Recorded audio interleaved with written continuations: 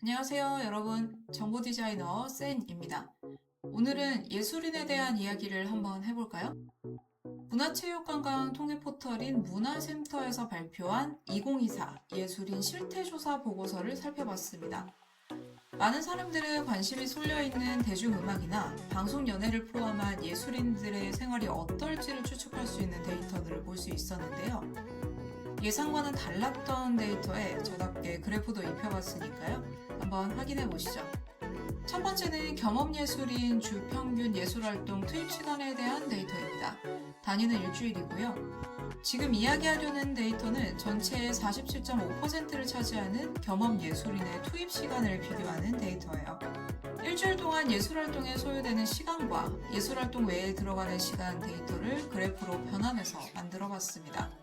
가운데 축에서 양쪽으로 데이터가 증가하고 있죠. 버터플라이 차트라고 하고 지금 보고 계신 부분은 그래프를 삽입한 다음에 다듬는 과정이라고 보시면 돼요. 누적 막대 차트의 기본형에서 출발하는데 항목들이 가운데로 몰리게 돼서 축의 위치를 왼쪽 끝으로 수정하고 가로축 값에 붉은 괄호로 되어 있는 부분을 양수로 바꿔서 차이가 없도록 편집합니다. 그래프를 좀 더 디테일하게 살펴보기 위해서 창을 바꿔봤습니다. 제목부터 보시면 창작적인 활동과 비예술적 활동을 함께하는 엔잡러 예술인들에 대한 데이터임을 알 수 있고요. 왼쪽의 연한 주황색 막대는 비예술적 활동에 쓰는 시간, 오른쪽의 파란색 막대는 예술적 활동에 쓰는 시간을 의미합니다. 각 막대의 길이를 보면 상대적으로 비예술적 활동에 소요되는 시간이 더 길더라고요. 특히 사진 분야는 눈으로 보기에도 근 3배 정도 차이가 납니다. 반면 만화의 경우는 예술적과 비예술적 활동에 소비하는 시간이 거의 비슷한 것으로 보입니다. 그만큼 인풋이 많이 돼야 하는 업인 것으로 보이네요. 이런 버터플라이 차트는 가운데는 0점을 기준으로 해서 왼쪽으로 얼마나 떨어져 있느냐, 오른쪽으로 얼마나 떨어져 있느냐로 비교합니다. 앞으로도 버터플라이 차트를 볼 때는 가운데부터 읽는 걸로 시작하시면 됩니다. 두 번째는 예술인 개인 수입 중 예술 창작 활동 수입에 대해 알아봅니다. 이 데이터는 항목들이 특이해서 가지고 온 것도 있어요. 평균과 중앙값 데이터를 게시했더라고요. 저는 이 차트에다가 그래프용 데이터를 조금 더 추가를 해서 제 유튜브에서 종종 소개했었던 덤벨 차트로 한번 그려보려고 합니다. 일단 평균값으로 선점도를 하나 그렸고요. 데이터 선택 기능을 이용해서 중앙값도 다른 색상의 점으로 추가해 보겠습니다. 화면상 데이터 레이블용이라고 되어 있는 열은 그래프의 데이터에 맞춰서 조금씩 수정하게 됩니다. 그래프에다가 문학부터 기타 부분까지 들어가 있는 예술 분야를 텍스트로 보이게 하기 위해서 제가 가상으로 선점도를 하나 더 추가해서 만든 겁니다. 그래서 지금 숫자로 나와 있는 데이터 레이블을 예술 분야로 바꿨고요. 그래프 안에서 바로 비교할 수 있도록 편집을 해줬고 그리고 이 사이에 차이 비교가 필요하거든요. 오차 막대라고 하는 기능을 써서 일정한 값을 입력하게 되면은 내가 원하는 사이의 간격들을 막대 형태로 표현해 줄 수가 있습니다. 이것 때문에 덤벨 차트라고 불리는 거기도 한데 여기에다 표식의 크기에 조금 더 차이를 줘서 평균이 오른쪽에 파란색 큰 점, 중앙값은 왼쪽에 주황색 작은 점으로 보이도록 편집합니다. 중앙값과 평균을 범례로 보여주기에는 직관적이지 않아서 여기에서 도형으로 직접 추가를 해서 내용들을 만들었어요. 그래서 중앙값과 평균의 차이를 엑셀에서 그려줄 수 있습니다. 데이터표에서도 시각적으로 수정한 부분이 있는데 여기서부터는 좀 더 자세히 살펴보시죠. 예술 항목을 나열하는 순서가 바뀐 이유가 표준 편차 때문인데 상대적으로 표준 편차의 차이가 조금 더 심해질수록 짙어지도록 색상을 편집하고 내림차순의 효과가 나도록 순서도 조정했습니다. 표준 편차의 개념은 상대적인 거리를 나타내는 건데요. 평균보다 조금 더 크거나 평균보다 조금 더 작은 부분의 차이들을 표준 편차라고 해서 그 사이의 차이들이 크면 클수록 상대적으로 데이터 간의 차이가 많이 난다 정도로 봐주시면 될 것 같습니다. 가장 편차가 적은 분야가 사진이라는 거, 그 다음으로 제일 큰 항목은 건축 정도로 보시면 될 것 같고요. 여기서 그래프상에서 왜 평균과 중앙값을 동시에 표현했느냐, 중앙값보다 평균이 작을 경우에는 극단적으로 작은 값이 평균을 끌어당기고 있다라고 보시면 돼요. 즉 상대적으로 수입이 작은 구간에 있던 데이터들이 조금 더 많다라고 보면 되겠고요.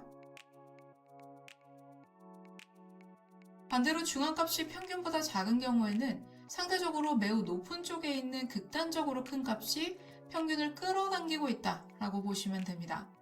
그래서 평균은 극단적인 값에 예민하게 반응한다. 이렇게 설명을 하고 있고, 데이터를 요약하는 대표값으로서 함정에 빠지기 쉬운 성격이기도 하죠.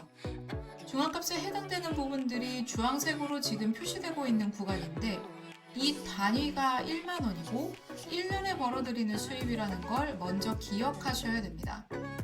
그래서 사진 분야를 제가 아무리 살펴봐도 중앙값이 0에 머물러 있는 게 맞더라고요. 분야별로 굉장히 편차가 크구나. 그나마 직장인들이 벌어들이는 연봉 개념에 가까운 쪽이 건축인 건 확인했습니다. 가장 차이가 큰 부분이 방송 연예고요. 이건 평균이 중앙값보다 월등하게 크기 때문에 극단적으로 높은 값에 있는 수입들이 이런 평균값을 끌어당기고 있다. 즉, 오른쪽으로 조금 더 치우치게 만들어지고 있다라고 보시면 될 것 같습니다.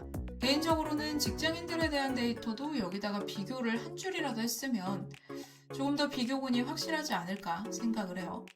왜냐하면 전반적으로 예술 창작활동 수입에 대한 중앙값의 범위가 그렇게 높지 않거든요. 우리가 보통 생각하는 연단위의 수입과는 개념이 조금 다르지 않나라는 생각이 들고 있긴 합니다. 예술 창작활동 수입에는 창작과 그 다음에 비예술적인 활동들을 모두 하고 있는 상황이 아닌가. 왜냐하면 예술 창작활동으로만 인한 수입이 저희가 보기에도 그다지 높은 편이 아니잖아요. 평균과 물론 중앙값이라는 개념이 더 들어가긴 했지만 상대적으로 벌어들이는 수입 자체가 좀 높은 것으로 확인할 수가 있고요. 0에 가까운 항목들도 생각보다 많습니다.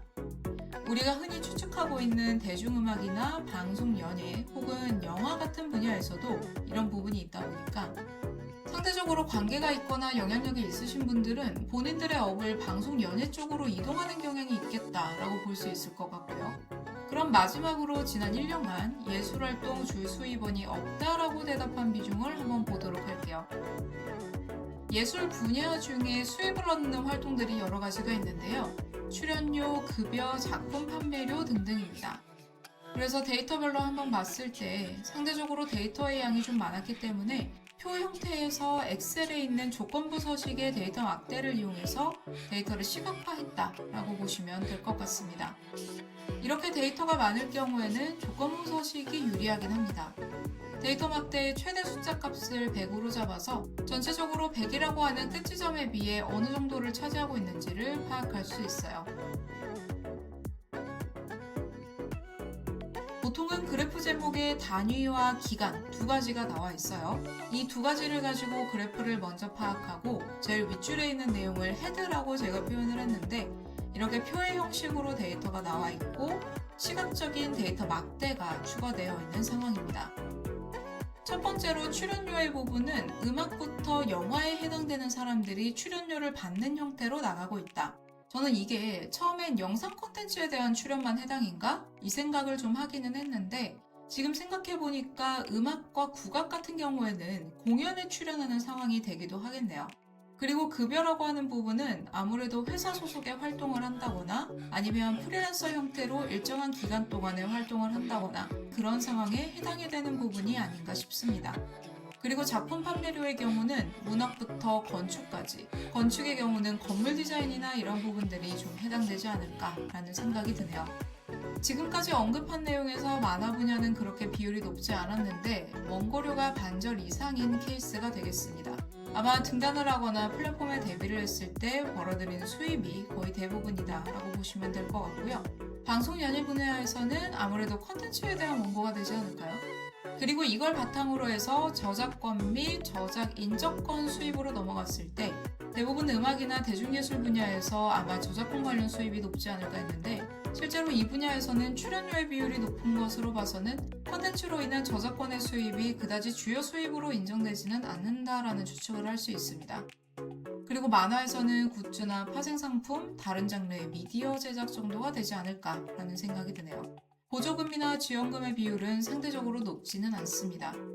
그리고 마지막 대망의 없음 부분에서는 이거는 개인적으로 질문한 것들에 대한 답들이기 때문에 저희가 구체적으로 파악하기는 좀 어렵습니다.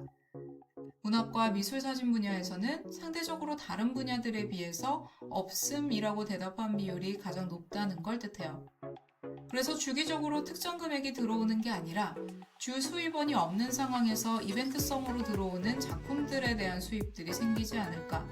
정확하게는 앵커가 없다고 표현해야 할 것 같은데, 주요 수입원이 없다라는 건 상대적으로 불안정한 생활을 지속하고 있다라는 것 때문에 오히려 정부 정책적으로 보완해야 한다면 보조금이나 지원금 정책이 더 생겨야 하지 않을까라는 생각이 듭니다. 그래서 보통 예술인이라고 하면 되게 자유로운 사람을 의미하기도 하고, 아무래도 대중예술적인 부분이랑 겹쳐져 있다 보니까 파악이 제대로 안 되는 경우들이 있거든요. 저는 여기에서는 예술인과 셀럽이라고 하는 분야를 나눠서 구분하고 데이터 파악을 해야 하지 않을까라는 생각이 들기는 합니다. 물론 셀럽이라고 해서 예술인 분야에 들어가 있는 사람이 있고 셀럽의 범주까지 들어가 있는 사람도 있는데, 이런 사람들의 데이터를 파악하다 보니까 평균과 중앙값 차이에서 이렇게 큰 차이가 나지 않나라는 생각이 들고요. 그리고 예술은 배고픈 직업이 맞는 것 같습니다. 오히려 성공한 케이스가 돌연변이급이 아닌가 싶고, 정말 본인들이 좋아하는 일이기 때문에 꾸준히 일정한 시간을 투입해가면서 유지를 해야 하는 직업이 맞다 싶네요. 그리고 주요 수입원이 없다라고 대답한 사람들의 비율이 이렇게 높은 직군도 예술이 아니면 없지 않을까. 물론 다른 부분도 살펴봐야 되겠지만요. 그렇다고 하면 단순하게 예술 자체에만 기댈 게 아니라 이 상품에 대한 논의가 좀 더 필요하지 않을까 생각이 들었어요. 상대적으로 저작권에 대한 수익의 비율이 높지 않기 때문에 이걸 산업으로 볼 수 있는 시선이 필요하다. 정책적인 시스템이 나와야 하지 않나 싶었습니다.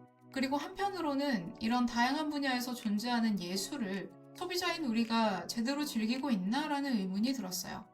결과적으로는 다양한 시각과 취향을 찾도록 하는 게 이 분야가 발전되는 길이다 라는 결론을 내려봅니다. 영상 시청해주셔서 감사드립니다. 도움되셨다면 좋아요나 구독 버튼으로 알려주시거나 정보디자이너 센으로 검색하셔서 데이터 시각화 관련한 정보도 받아가시길 바랍니다. 알림 버튼도 환영이고요. 댓글로 궁금한 부분 남겨주시면 언제든 답변 드리겠습니다. 감사합니다. 편안한 하루 되세요.